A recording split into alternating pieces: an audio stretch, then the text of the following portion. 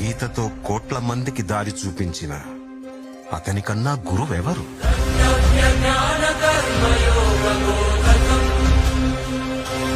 రక్షణ కోసం సముద్రం మధ్యలో ద్వారకా నగరాన్ని కట్టిన అతనికన్నా గొప్ప ఆర్కిటెక్ట్ ఎవరు?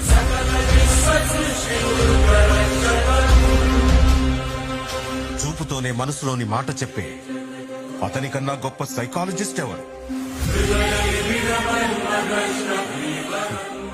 వేణుగానంతోనే గోవుల్ని గోపికల్ని కట్టిపడేసే అతన్ని మించిన మ్యూజిషియన్ ఎవరు?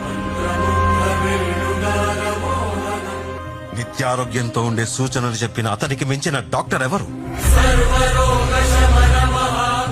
ధర్మం కోసం యుద్ధం చేయమని చెప్పిన అతన్ని మించిన వీరుడెవరు?